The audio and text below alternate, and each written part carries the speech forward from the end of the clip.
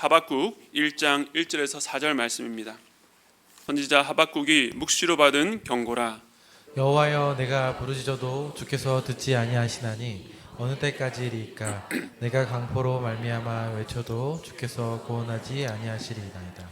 어찌하여 내게 죄악을 보게 하시며 패역을 눈으로 보게 하시나이까? 겁탈과 강포가 내 앞에 있고 변론과 분쟁이 일어났나이다. 이러므로 율법이 해이하고 정의가 전혀 시행되지 못하오니 이는 악인이 의인을 애워쌌으므로 정의가 굽게 행하여짐이니이다. 아멘. 우리가 개척한 해부터 매년 이 가을 특별 새벽 기도회를 통해서 함께 성도들 새벽을 깨워서 또 은혜를 나누는 기도하는 그런 은혜가 계속되고 있습니다. 산상수훈의 팔복, 또 히브리서 11장의 믿음, 그리고 지난해 요나서에 이어서 이번 해는 답 없는 세상에도 믿음의 길이 복되다라는 주제로 하박국 말씀 함께 보고자 합니다. 오늘과 또 특세 6일 그리고 마지막 다음 주일까지 8번에 걸쳐서 이 세 장의 말씀을 함께 나누려고 합니다. 우리는 지난 몇 해 동안 이 코로나 팬데믹과 또 두 번의 대통령 탄핵이라고 하는 격변 속에 살아가고 있습니다. 이런 불안과 또 혼란은 우리 개인의 삶 속에서도 큰 영향을 미쳤습니다. 가정의 경제에 큰 타격을 받았고 또 많은 국민들이 신경이 더 예민해지고 갈등에 취약한 구조가 되었습니다. 이로 인한 여러 고난 앞에 우리 그리스도인이라고 예외는 아닙니다. 제가 추상적이고 또 종합적으로 말씀을 드렸지만 아마 여기 계신 모든 분들이 여러분의 삶 속에 실제하는 또 구체적인 여러 고난을 겪고 계실 것입니다.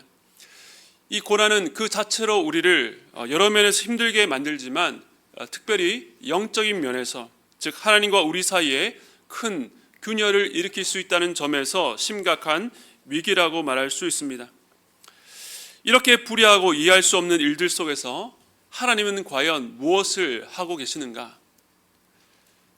고난 속에 우리는 어떻게 살아가야 되는가?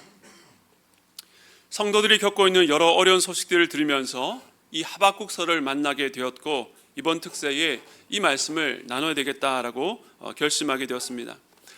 여러분 모두를 이 여정에 초대하기를 원합니다. 한 주간 우리가 마음을 집중하여 주님께 나아가는 시간 되기를 소원합니다. 이 하박국은 구약의 17권 선지서 17권 중에 하나인데 다른 선지서들의 이 통상적인 형식과는 조금 다릅니다. 먼저 이 선지자가 어느 집안, 어느 지역 출신인지 또 그가 어느 시대에 활동했는지 설명이 없습니다. 그리고 대부분의 선지서들은 선지자가 하나님께 받은 말씀을 특정 백성들에게 전하는데 이 하박국은 하나님과 하박국 선지자와의 대화로 이루어져 있습니다. 그래서 마치 우리는 선지자와 하나님과의 대화를 엿듣는 것 같습니다. 하지만 이 선지자가 처한 상황과 고민이 우리에게도 낯설지 않기 때문에 우리는 이 대화를 우리와 상관없는 것처럼 제3자처럼 엿들을 수가 없습니다. 우리 내면의 깊은 고민, 그야말로 이 답 없는 세상에 대해서 다루고 있기 때문입니다. 이 하박국이라는 이름은 끌어안다, 포옹하다라는 꽉 잡다라는 단어에서 나왔습니다. 그리고 그 이름처럼 이 하박국은 이 말씀 속에 답이 없는 그 문제를 회피하거나 없는 것처럼 덮어두지 않고 그것을 끌어안고 있습니다. 혼자 힘으로 하는 것이 아니라 하나님 앞에 그것을 드러내어 놓음으로 하나님과 함께 품고 있는 것입니다. 그래서 저는 여러분께 다시 한 번 더 권면드립니다. 사랑하는 성도 여러분, 하박국 합시다. 하박국 합시다. 무슨 뜻입니까? 여러분을 오랫동안 힘들게 했던 그 문제, 해결되지 않아서 포기했던 그 문제, 건드리지만 않으면 괜찮은데 우리를 때때로 건드려서 통제할 수 없게 만드는 그 문제, 어떻게 나한테 이러실 수 있냐라고 실망을 넘어서 분노하게 만든 그 문제를 하나님 앞에서 끌어안을 수 있기를 바랍니다. 그러기 위해서는 그 문제를 직면하는 용기가 필요하고 우리의 생각과 고집을 하나님의 말씀 앞에서 꺾어 놓을 수 있는 순종이 필요합니다. 우리의 결단보다 앞선 주님의 은혜가 더더욱 필요하다는 것입니다. 그러므로 겸손하고 낮은 마음으로 은혜를 갈망하고 하나님 앞에 나아가는 이번 한 주 되기를 바랍니다.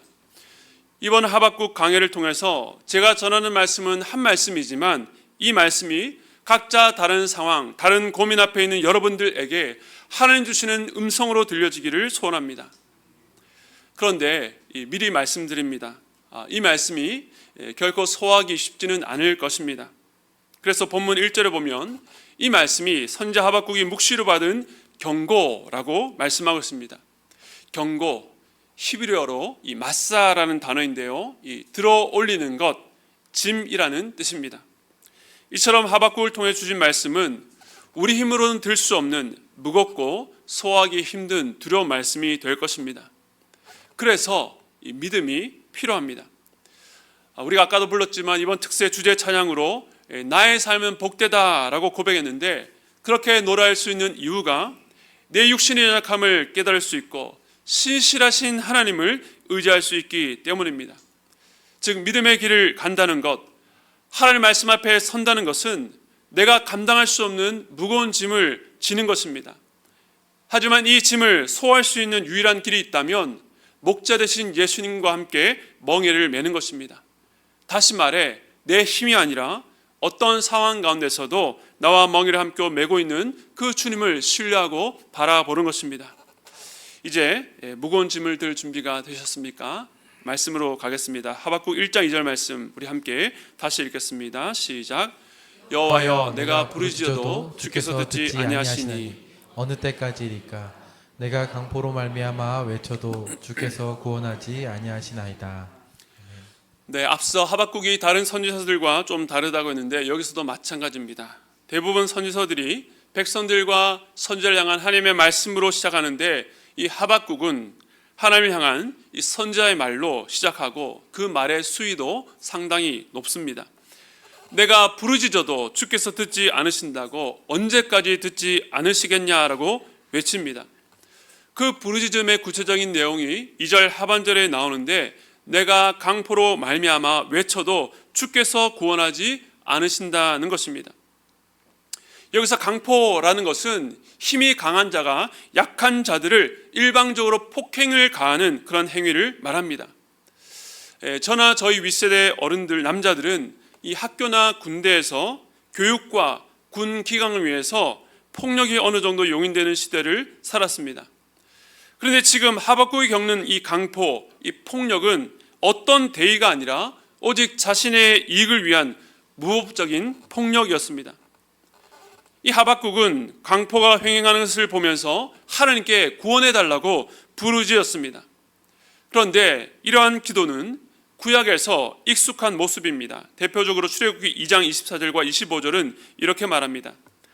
하나님이 그들의 고통 소리를 들으시고 하나님이 아브라함과 이삭과 야곱에게 세운 그의 언약을 기억하사 하나님이 이스라엘 자손을 돌보셨고 하나님이 그들을 기억하셨더라. 이스라엘 백성들이 애굽에서 번성하여 큰 민족이 되자 요셉을 모르던 왕이 그들을 위협 세력으로 규정했습니다. 고된 노역으로 이스라엘을 학대했고 남자아이들을 죽이려 했습니다. 이것은 강포요 폭력이었습니다. 그런데 백성들이 탄식하며 부르짖었을 때에 그 소리가 하나님께 상달되었고 하나님은 그들의 고통 소리를 들으시고 언약을 기억하사 그들을 돌보셨습니다. 그리고 이후에 3장에 여러분 아는 것처럼 모세를 부르시고 그 모세를 통해서 이스라엘을 출애굽 구원하셨습니다. 바로 이 놀라운 구원의 시작이 하나님께서 고통 중에 부르짖었던 백성들의 기도를 들으신 데서 출발한 것입니다. 뿐만 아니라 광야 시대, 정복 전쟁, 사사와 왕정 시대를 거치면서 백성들이 강포로 말미암아 부르짖을 때마다 하나님은 그들의 부르짖음을 들으시고 구원해 주셨습니다. 그런데 당황스러운 일이 일어난 것입니다. 하박국이 그렇게 부르짖었는데 주께서 듣지 않으십니다. 그래서 언제까지 부르짖어야 되냐고, 언제 응답해 주시겠냐라고 하나님께 따져 묻고 있습니다. 이처럼 하나님의 침묵이 계속되는 가운데 하박국은 이렇게 말합니다. 1장 3절에 어찌하여 내게 죄악을 보게 하시며 패역을 눈으로 보게 하시나이까. 겁탈과 강포가 내 앞에 있고 변론과 분쟁이 일어났나이다. 하박국은 자신이 보고 있는 이 죄악과 폐역이라는 실상의 단면을 네 가지로 덧붙여 말합니다. 겁탈과 강포, 그리고 변론과 분쟁입니다. 먼저 겁탈과 강포는 강자가 약자들을 힘의 논리로 짓누르고 착취하는 죄악이요 폐역입니다. 그리고 변론과 분쟁은 법정을 연상케 하는 이 쌍방 간의 다툼입니다. 분쟁이 공정하게 해결되지 못해서 더 큰 분란으로 확산됩니다. 그런데 지금 이 모든 죄악과 폐역들은 하나님을 모르는 이방 나라에서 일어나는 것이 아니었습니다. 하박국서는 그 표제에서 이 활동 시기가 언제인지 말하고 있지는 않지만 그 안에 있는 내용을 통해서 대략적인 연대를 추정할 수 있습니다. 오늘 우리 큐티 본문이기도 한데 남유다 후반기에 이 므낫세라는 왕이 무려 55년 동안 통치하면서 매우 깊은 심각한 악을 행했습니다. 남유다 최악의 왕들 가운데 하나였습니다. 하나님은 그의 죄로 말미암아 남유다를 멸하기로 작정하셨습니다. 그 후에 2년간 통치했던 아몬에 이어서 요시야 왕이 8살이란 어린 나이에 이 어두운 시대 가운데 왕이 되었는데 나중에 성전에서 발견했던 말씀, 이 율법에 근거해서 종교개혁을 철저하게 단행했습니다. 하지만 이미 오랜 기간 동안에 악으로 기운 백성들을 돌이키기에는 역부족이었습니다. 요시야가 젊은 나이에 애국과의 전쟁에서 전사하고 남유다는 급격히 무너지게 되었습니다. 요시야 아들 요아스를 왕으로 등극했는데 3개월 만에 애굽의 포로로 잡혀갔고 애굽은 여호야김을 왕으로 세웠습니다. 나중에 바벨론이 애굽과의 패권 전쟁에서 승리하고 예루살렘에 처음으로 침공했을 때가 여호야김 통치 4년이었는데 그때 이 다니엘과 세 친구를 비롯해서 유력한 다음 세대의 아이들을 포로로 잡아갔습니다. 그런데 이 하박국서를 보면 이 바벨론 침공 이전이기 때문에 그의 활동 시기를 요시야 사후부터 여호야김 4년 이전으로 봅니다. 그래서 이 당시의 시대상을 알기 위해서는 같은 시기에 활동했던 예레미야서를 참조하면 됩니다. 우리 예레미야서 5장 1절 말씀 함께 읽겠습니다. 시작. 너희는 예루살렘 거리로 빨리 다니며 그 넓은 거리에서 찾아보고 알라. 너희가 만일 정의를 행하며 진리를 구하는 자를 한 사람이라도 찾으면 내가 이 성읍을 용서하리라. 무슨 말입니까? 하나님의 성전에 있는 거룩한 예루살렘 그 넓은 거리에서 정의를 행하며 진리를 구하는 사람이 한 사람도 없다는 것입니다. 그 거룩한 예루살렘이 의인 10명이 없어서 망했던 이 소돔과 고모라보다 못한 도성이 된 것입니다. 6장 13절에 보면 이는 그들이 가장 작은 자로부터 큰 자까지 다 탐욕을 부리며 선지자로부터 제사장까지 다 거짓을 행함이라 라고 말씀합니다. 모든 백성들이 다 탐욕을 부렸고 하나님의 말씀을 전하는 선지자나 제사를 집행하는 제사장까지 모두 거짓을 행했다라고 고발합니다. 이방인과 고아와 과부를 압제하고 무지한 자의 피를 흘리며 많이 가진 부유한 자들이 그가 가진 것에 만족하지 못하고 가난한 자의 적은 것들을 착취하는 그야말로 탐욕 그 자체였습니다. 하박국은 이 현실을 똑똑히 보았습니다. 하나님께서 이런 악행을 보고도 무관심하고 방관하신 것 같습니다. 그런데 이렇게 되다 보니 더 큰 문제가 발생합니다. 하박국 1장 4절은 이렇게 말합니다. 이러므로 율법이 해이하고 정의가 전혀 시행되지 못하오니 이는 악인이 의인을 애워쌌으므로 정의가 굽게 행하여짐이니라. 율법이 해이하고 정의가 전혀 시행되지 못합니다. 여기서 해이하다는 말은 무감각해지고 약해지다, 효력을 잃어버린 상태를 말합니다. 하나님이 죄악과 폐역을 징계하지도 약한 자들을 구원하시지도 않고 내버려 두시니 율법이 무력해진 것입니다. 그러면 어떤 문제가 생깁니까? 정의가 전혀 시행되지 못합니다. 더 나아가서 심지어 그 정의가 굽게 행해진다라고 말합니다. 즉 정의라는 이름으로 시행되지만 불의한 이들이 악인들이 의인을 애워싸고 자기들이 원하는 방향으로 이 정의를 비틀어서 왜곡했다는 것입니다. 그런데 이것은 힘있고 권력을 가진 자들만의 문제가 아니라 우리 주변에서도 흔히 볼 수 있는 모습입니다. 한번 예를 들어 보겠습니다. 어떤 깨끗한 거리가 있습니다. 이 깨끗한 거리 그 자체가 사람들에게 무언가 함부로 버리지 못하게 만드는 그렇게 억제하는 기능이 있습니다. 바로 인간 안에 있는 양심 때문이죠. 그런데 누군가 한쪽에 이 쓰레기통이 아니라 한 통을 갖다 놓으면 어떻게 될까요? 어떤 사람이 거기에 쓰레기를 버리기 시작합니다. 통 안에 들어가면 그나마 다행입니다. 너도 나도 버리기 시작하니까 그 통에 쓰레기로 가득 차고 나중에는 주변에 흘러 넘칩니다. 사람들이 거기다 침을 뱉고 담배꽁초를 버리고 온갖 오물들을 버리기 시작합니다. 그러면 이제 사람들은 처음과는 달리 이미 더럽혀진 곳을 더 더럽히는 데는 무감각해집니다. 쓰레기 더미 위에 쓰레기 또 하나 더 버리는데 뭐가 대수인가라고 생각합니다. 그런데 이런 원리가 우리 사회, 우리의 삶 속에 적용됩니다. 사회적으로 법이 잘 지켜질 때는 그 긴장감이 사람으로 하여금 법을 계속 지키도록 억제합니다. 그러나 법을 어겨도 아무런 처벌을 받지 않고 이 법이 유명무실화되어 버리면 사람들이 법을 어기는 것을 두려워하지 않습니다. 사회의 기초질서, 정의를 세우고 약자를 보호하는 법이 무너지게 되면 거기서 멈추지 않고 악인들은 정의를 왜곡하기 시작합니다. 불의를 행하면서도 이것이 정의라고 대담하게 외칩니다. 이것이 죄성을 가진 인간입니다. 처음에만 양심이 찔리지 한번 속도가 붙기 시작하면 더 이상 불편하지 않습니다. 하지만 하박국은 어떻습니까? 하나님의 선지자로 하나님의 말씀 율법을 무겁게 여긴 자였습니다. 그 기준으로 강포한 세상을 보니 이 세상의 죄악과 폐악을 견딜 수가 없었습니다. 하나님께 다스리시는 나라가 하나님의 왕이신데 어떻게 이럴 수 있는지 너무나 괴로웠습니다.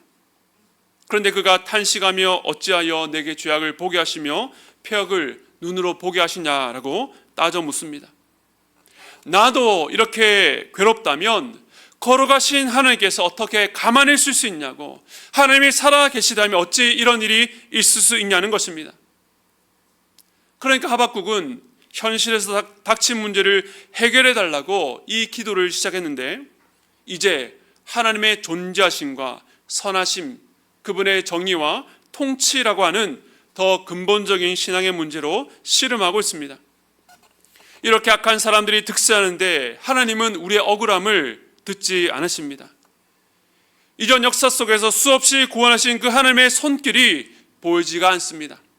암울하고 어두운 환경, 하나님 앞에 부르짖고 기도하지만 답을 주시지 않고 이 세상은 더 무질서하고 엉망진창이 되어갑니다. 하박국은 이제 하나님을 고발하는 것 같습니다. 세상을 이렇게 방치하고도 하나님 자격이 있으시냐라고 묻습니다.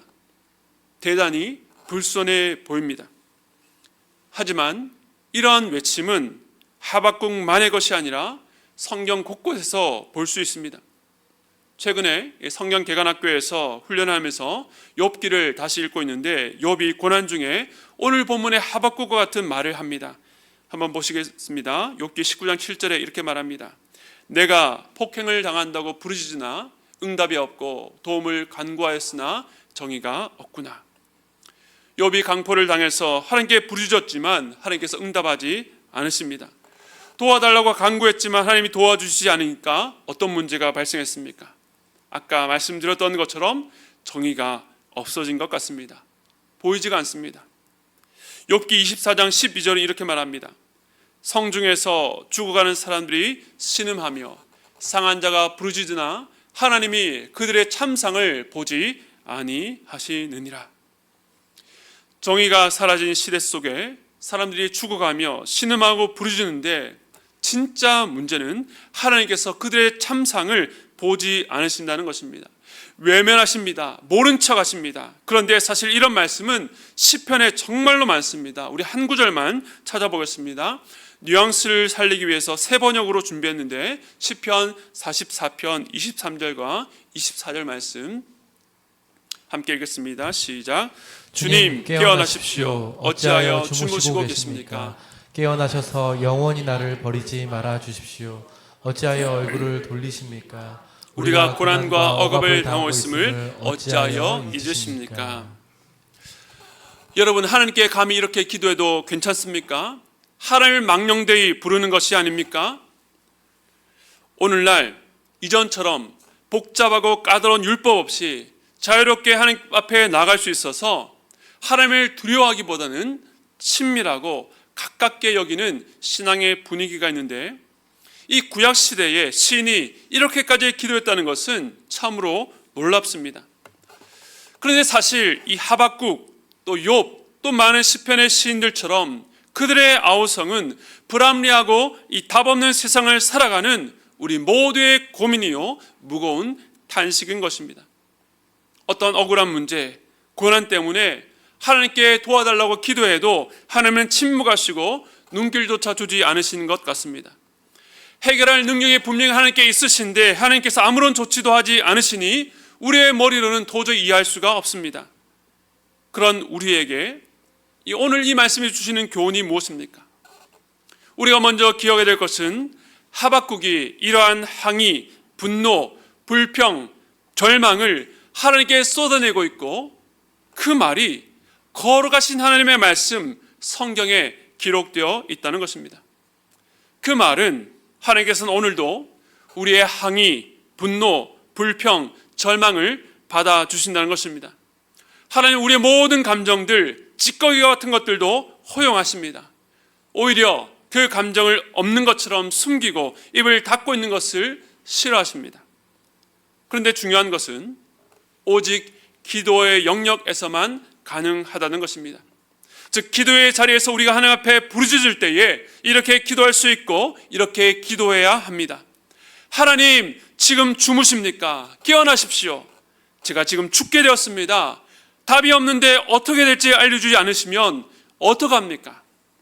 이렇게 자녀가 고생하는데 고개 돌리는 아버지가 어디 있습니까? 라고 핏대 세우며 기도할 수가 있습니다. 그런데 많은 분들이 자기 내면에 이러한 감정을 묻어둡니다. 유교 문화의 영향일 수도 있는데 어떻게 나 같은 것이 감히 하나님께 라고 생각하면서 기도하지 않습니다. 그런데 문제가 무엇입니까? 하나님께 직접 불평하지는 못하는데 다른 사람들과 스스로에게 하나님에 대해서 불평하고 섭섭해하고 원망합니다. 그런데 끝까지 하나님께는 말하지 않습니다. 가면을 쓰고 품이 있고 괜찮은 신앙인 것처럼 포장합니다. 겉으로는 하나님께 답이 있겠죠, 뜻이 있겠죠, 하나님은 선하시니 합력하여 선을 이룰 것이다 라고 말합니다. 하지만 그러한 모습에 대해서 이사야 선지자는 이렇게 말합니다. 이사야 29장 13절 말씀 우리 함께 읽겠습니다. 시작. 주께서 이르시되 이 백성이 입으로는 나를 가까이하며 입술로는 나를 공경하나 그들의 마음은 내게서 멀리 떠났나니 그들이 나를 경외함은 사람의 계명으로 가르침을 받았을 뿐이라. 아멘. 아멘. 이 백성이 입술로는 나를 공경하나 그들의 마음은 내게서 멀리 떠났나니. 오늘 여러분의 모습은 어떻습니까? 하나님께 아무 문제도 제기하지 않고 겉으로는 평온해 보입니다. 하나님을 원망하지 않는 것 같습니다. 그러나 그 마음이 하나님께서 멀리 떠나 있지는 않습니까? 하나님께 구하는 것은 기대하지 않기 때문이요, 하나님께 부르짖지 않는 것은 헛되다고 생각하기 때문이 아닙니까? 그런데 오늘 말씀은 우리에게 요청합니다. 너희가 답 없는 세상을 만날 때에 울부짖으라, 항의하라, 너희 마음을 토하라. 단 세상과 사람, 자신을 향해서가 아니라 하나님을 향해 기도하라고 말씀합니다. 하나님은 자신을 향해 직접 불평하는 것은 허용하시지만 하나님에 대해 다른 곳에서 불평하는 것을 허용하지 않습니다. 물론 우리가 기도해 보지 않은 것은 아닐 것입니다. 어떤 문제를 만났을 때에, 한계를 만났을 때, 억울하고 답답한 일을 만났을 때에 또 특별 집회나 또 기도의 도전을 받고 우리는 기도합니다. 그런데 단단히 마음 먹고 시작했던 기도가 생각보다 마음이 빨리 식는 것을 경험합니다. 기도해도 별 변화가 없는 것 같습니다. 기도도 안 되고 자꾸 딴 생각하니까 속으로 생각합니다. 이렇게 기도의 자리에서 멍하니 있는 것이 무슨 의미가 있는가? 기도도 안 되는데 기도의 자리에 있으면 무슨 소용인가?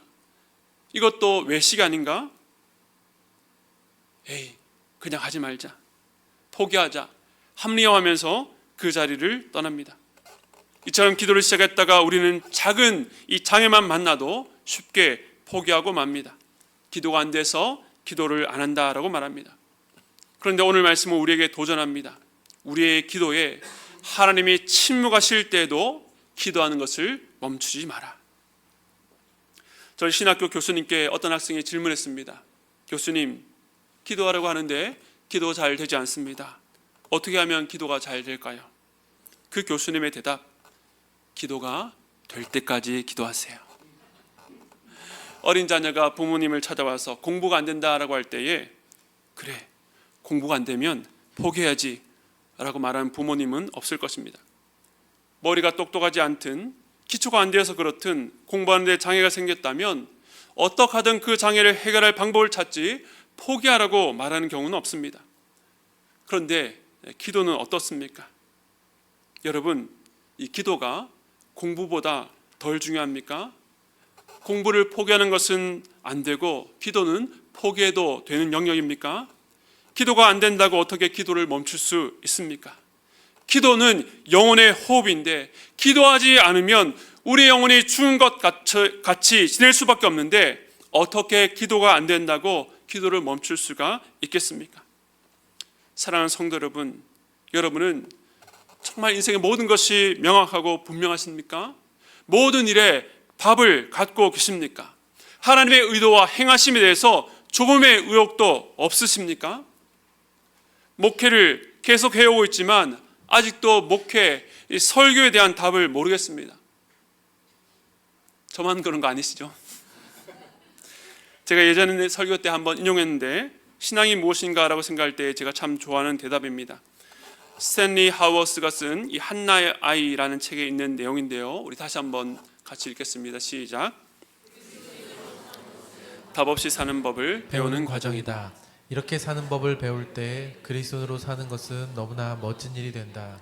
신앙은 답을 모른 채 계속 나아가는 법을 배우는 일이다. 그리스도인 신앙인이 답 없이 사는 법, 답을 모른 채 계속 나아가는 법을 배우는 것이다 라고 말합니다. 마치 답이 없는 인생을 사는 것처럼 우리가 처한 현실은 끊임없이 우리를 혼돈과 고민, 불안으로 몰아넣습니다. 하나님이 살아계시다면 내 삶에 어떻게 이런 일이 일어날 수 있지라고 의심하고 우리의 머리나 상식으로 이해할 수 없는 질문들 앞에서 명확한 답을 찾을 수가 없습니다. 그러나 그때에도 뒤돌아서서 다른 길로 갈 것이 아니라 다시 신앙의 여정, 믿음의 길을 걸어가야 합니다. 오늘 말씀으로 적용하면 답을 모른 채 계속 나가는 법이란 하나님께 기도하는 것, 울부짖는 것입니다. 답답한 일은 답답하다고, 섭섭한 것은 섭섭하다고 하나님께 말하는 것입니다. 솔직하고 정직하게 나아가는 것입니다. 때로 하나님께서 우리의 기도에 침묵하시기 때문에 바로 믿음이 필요합니다. 그 믿음은 어떤 믿음입니까? 이 침묵 속에서도 하나님은 우리와 함께 하시며 우리의 기도를 듣고 계신다라고 하는 그 믿음입니다. 우리의 통, 절규, 답답함 속에 주님이 함께 하십니다. 우리가 그것을 어떻게 확신할 수 있습니까? 시편 22편 1절 말씀입니다. 우리 함께 읽겠습니다. 시작. 내 하나님이여, 내 하나님이여, 어찌 나를 버리셨나이까? 어찌 나를 멀리하여 돕지 아니하시오며 내 신음소리를 듣지 아니하시나이까? 아멘. 여러분 잘 아시는 것처럼 이 말씀은 예수님께서 십자가에서 울부짖었던 그 기도, 가성 7원 중 하나입니다. 주님께서 시편의 말씀으로 기도하셨습니다. 이것은 단순한 암송이 아닙니다. 시편 기자의 기도가 사람이 되신 하나님 예수님의 기도가 되었습니다. 우리들의 고통, 도와달라는 부르짖음을 외면하시는 그 하나님의 침묵 속에 우리 주님도 계셨습니다. 우리는 하나님께서 우리에게 침묵하시는 이유를 알지 못하지만 주님은 그 속에 답답해하는 우리의 마음을 아시고 함께 하십니다. 그러므로 우리의 기도 가운데 우리만 울부짖는 것이 아니라 예수 그리스도께서 그 기도에 함께 하신다는 사실을 기억하시기 바랍니다. 우리 주님이 우리와 함께 기도하시는 것을 믿는다면 답답한 현실 속에서도 기도할 수 있습니다. 뭐라 기도해야 될지 모르고 아무 말 없이 앉아있을 그때라도 내 곁에 주님께서 함께 계신다는 것을 믿음으로 바라보는 것, 기도란 우리의 힘으로만 하는 것이 아니기 때문입니다. 이번 특세를 통해서 우리의 삶에 기도의 문이 열리기를 원합니다. 담임 목사가 목 놓아서 기도하십시오라고 외치면 몇 날 며칠 혹은 몇 달은 기도할 수 있습니다. 그러나 저의 말이 아니라 성령 하나님께서 여러분에게 기도해야 될 이유와 목적을 발견하게 하시기를 축복드립니다. 사랑하는 성도 여러분, 하박국의 결론을 여러분 잘 아실 것입니다. 우리 아이들의 발랄한 율동으로 드리는 찬양 가사이기도 합니다. 비록 무화과 나무가 무성하지 못하며 포도나무에 열매가 없으며 감람나무에 소출이 없으며 밭에 먹을 것이 없으며 우리의 양이 없으며 외양간에 소가 없을지라도 나는 여호와로 말미암아 즐거워하며 나의 구원의 하나님으로 말미암아 기뻐하리로다. 하박국은 오늘 본문처럼 탄식 기도로 시작했다가 이 놀라운 믿음의 찬양으로 끝납니다. 이 큰 그림, 이 큰 틀은 그 자체로 우리에게 중요한 메시지를 줍니다. 하나님 앞에 머물러서 회피하지 않고 우리의 고통과 고난을 직면해 부르짖는 그 여정을 끝까지 걸어가면 하나님은 우리의 애통의 기도를 놀라운 찬양으로 바꾸신다는 것입니다. 여러분 믿으십니까? 이 찬양에 대해서는 다음 주에 나누게 될 것입니다. 그러나 사랑하는 성도 여러분, 이 찬양으로 가기 위해서는 그 사이에 있는 특세 말씀을 함께 듣고 기도하는 시간이 필요합니다. 현장에 오셔서 함께하면 제일 좋겠지만 만일 그러기가 어렵다라고 한다면 가정에서 실시간으로 참여하시기 바랍니다. 그냥 시청, 관람이 아니라 현장에 있는 것처럼 함께 찬양하고 소리를 내어서 부르짖어 기도하시기 바랍니다. 저도 여러분이 있는 그곳에 성령께서 임재하셔서 여러분의 마음을 만져주시기를 기도하겠습니다. 다시 한 번 더 말씀드립니다. 사랑하는 여러분, 하박국 하십시다. 이번 특세를 통해 우리 공동체가 이 답없는 세상에도 하나님 앞에 울부짖음으로 믿음의 길을 걸어가는 복을 누리게 되기를 주님의 이름으로 축원드립니다. 우리 시간에 공감하시니 함께 찬양하겠습니다. 우리의 울부짖음과 고통과 고난 가운데 때론 하나님의 침묵 가운데서도 우리를 공감하시는 주님 함께 찬양을 원합니다.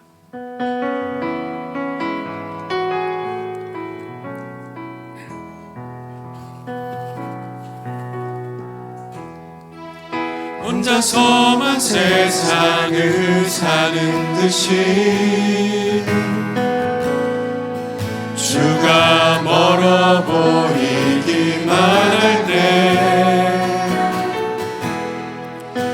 우리는 바라보아야 하네. 우리에게 오셨던 그 주님. 다시 한 번 더 고백했습니다. 혼자서만 세상을 사는 듯이 혼자서만 세상을 사는 듯이 주가 멀어 보이기만 할 때 우리는 바라보아야 하네. 우리에게 오셨던 그 주님을. 주님이 우리 아픈 마음을 아시네. 주님이 우리의 아픈 마음을 아시네. 가까이서 우리의 아픔에 공감하시네. 우리 가운데 찾아오셨던 그 주님, 우리의 모든 상황에. 우리 처음부터 다시 한 번 더 고백하겠습니다. 혼자서만 세상을 사는 듯이 혼자서만 세상을 사는 듯이 주가 멀어 보이기만 할 때에 주가 멀어 보이기만 그때 우리가 해야 될 것은 무엇입니까? 우리는 바라보아야 하네. 우리는 바라보 주님은 우리를 찾아오십니다. 우리에게 오셨던 그 주님을 우리에게 오셨던 함께 고백했으나 주님이 우리의 아픈 마음을 아십니다. 주님이 우리의 아픈 마음을 아시네. 가까이서 우리의 아픔에 공감하시네. 우리 가운데 찾아오셨던 그 주님이 우리의 아픈 마음을 아십니다. 주님이 우리의 아픈 마음을 아시네. 가까이서 우리의 아픔에 공감하시네. 우리 가운데 찾아오셨던 그 우리에게 고백하십니다. 아버지의 때를 기다리며 주의 때를 기다리며 내 원함을 꺾어놓고 주의 뜻이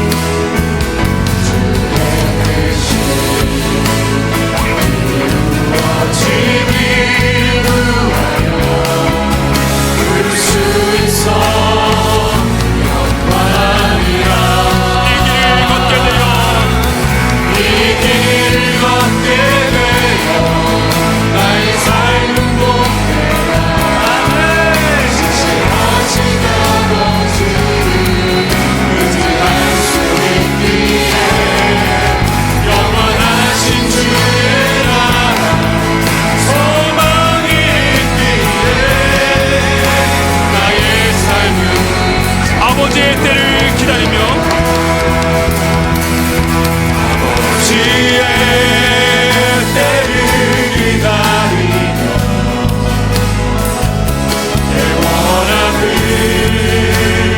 꺾어놓고 주의 뜻이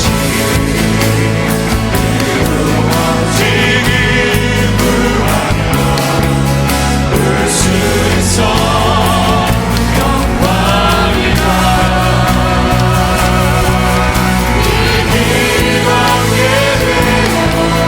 나의 삶은 복되라.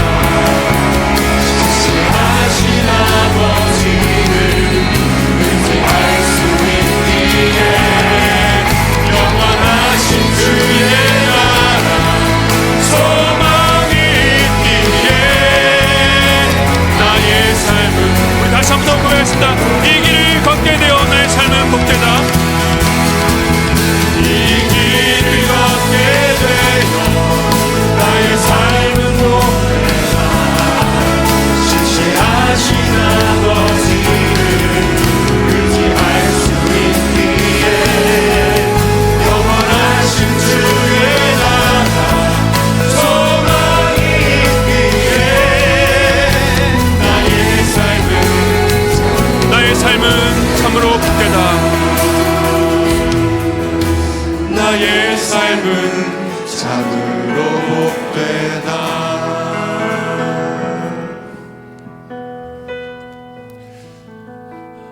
여러분, 우리의 탄식과 고통 가운데 우리 주님 우리를 그냥 내버려 두시지 않습니다.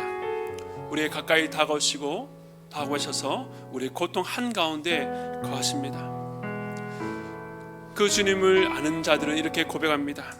아버지 때를 기다리며 내 원함을 꺾겠습니다. 나의 뜻이 아니라 주님의 뜻이 이루어지기를 간구하겠습니다.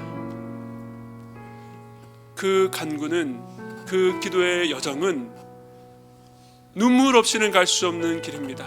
그러나 우리가 고백했던 것처럼 울 수 있어 영광이다. 내가 이렇게 울어서 하나님께서 큰 복을 주셨기 때문에 영광이 아니라 이 세상 가운데, 답 없는 세상 가운데 세상의 헛된 것을 쫓아 살아가지 않고 하나님의 영원한 것을 구할 수 있으니, 그것 때문에 울 수 있으니 그것이 우리의 삶의 영광 아니겠습니까? 우리 시간에 그렇게 기도하길 원합니다. 주님, 이번 특세를 통해서 내가 정말로 믿음의 길을 걷기를 원합니다. 하나님, 내 삶 가운데 기도라고 하는 삶의 분명한 그 길이 열기를 원합니다. 하나님, 지금까지 입을 닫고 마음을 닫고 저 아래쪽에 숨겨놓았던 내 안에 묵힌 감정들을 주님 앞에 쏟아내고 기도할 때에 하나님, 살아계신 하나님의 말씀을 들을 수 있도록 붙잡아 주시옵소서. 이 무거운 말씀이라는 큰 짐을 우리 주님과 함께 멍에를 지고 함께 나갈 수 있도록 저 힘을 허락하여 주시옵소서. 우리 함께 기도하며 나가도록 하겠습니다. 기도하겠습니다. 이 백성이 입으로는 나를 가까이 하여 입술로는 나를 공경하나 그들의 마음은 내게서 멀리 떠났나니 그들이 나를 경외함은 사람의 계명으로 가르침을 받았을 뿐이라. 하나님, 우리 죄악을 주 앞에 고백합니다.